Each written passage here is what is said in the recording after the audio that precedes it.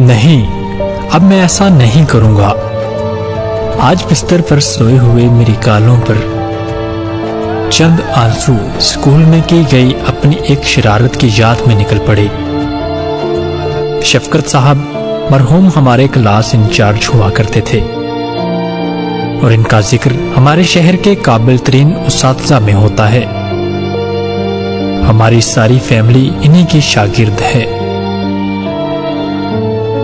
ان کی ایک خوبی تھی جو سب طلباء کی کامیابی کا راز ہے کہ وہ ہمیشہ کلاس میں اخلاق اور انسانیت پر موٹیویشنل لیکچر دیا کرتے تھے۔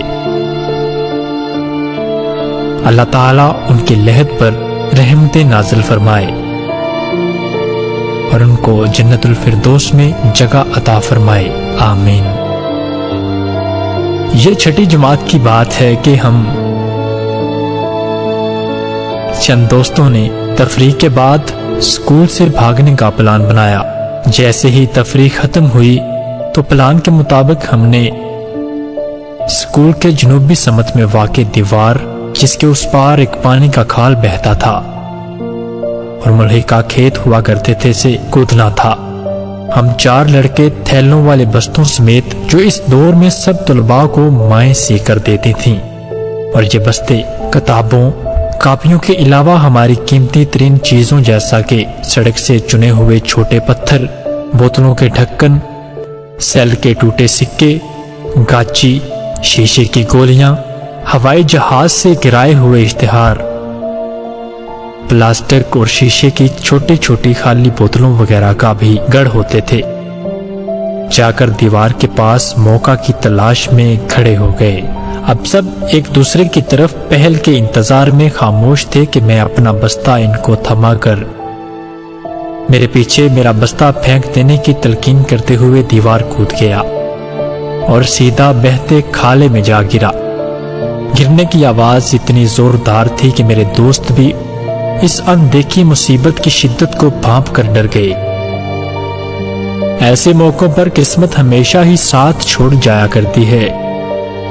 اللہ کا کرنا ایسا ہوا کہ عین اسی لمحے شفقت صاحب کا گزر وہیں سے ہوا۔ میرے دھماکے کی ساتھ گرنے کی غیر معمولی آواز سن کر وہ ادھر ہی آ نکلے جہاں میرے دوست کھڑے تھے۔ وہ پکڑے گئے تھے جس کا علم مجھے نہ ہوا، کیونکہ میں خود پانی سے نکلنے کی تگودو میں تھا۔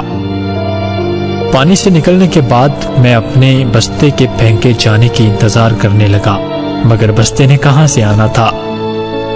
بستہ پھینکنے والے دوست تو پکڑے گئے تھے۔ میں ان کو اونچی اونچی آوازیں دینے لگا اور ساتھ میں نے ان کو گالیاں بھی دینا شروع کر دیں کہ بستہ کیوں نہیں پھینک رہے۔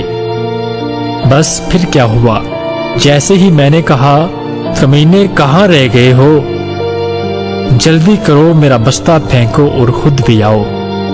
میری نظریں دیوار پر ٹکی ہوئی تھی کہ بستے کے بجائے شفقت صاحب نے سر نکالا۔ میرا رنگ فک ہو گیا، میں بھی رنگے ہاتھوں بھاگتے ہوئے پکڑا جا چکا تھا۔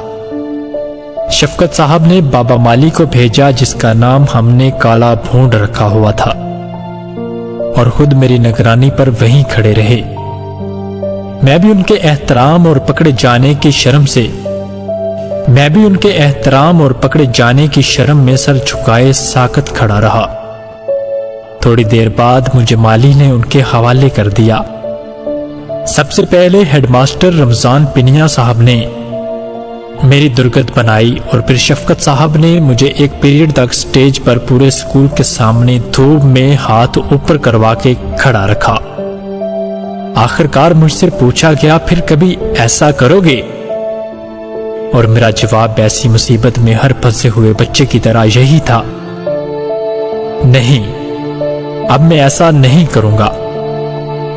اسکول کا زمانہ سب سے دلچسپ اور یادگار زمانہ ہوتا ہے۔ اسکول میں کی گئی شرارتیں زندگی کا دامن ایسے تھامتی ہیں کہ ہر چلتی سانس کے ساتھ جڑ جاتی ہیں۔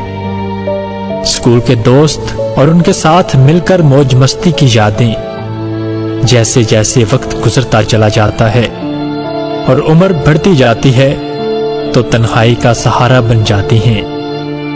کبھی کبھی بستر پر لیٹے ہوئے اسکول کے زمانے کی ساری یادیں आंखों के सामने बेतरतीब मंजर में एक हकीकी फिल्म की तरह यूं चलती हैं कि वक्ती तौर पर यूं लगने लगता है गोया बचपन लौट आया हो।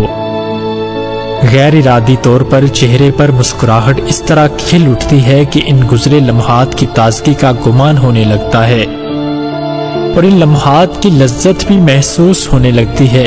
इन मनाजर का एहतमाम हमेशा गालों पर आंसुओं की लंबी कितारों की शक्ल में होता है। ये आंसू इस कीमती हसरत का इजहार होते हैं कि न जाने वो लम्हे अचानक वक्त के सहरा में कहाँ धुंधला गए हैं।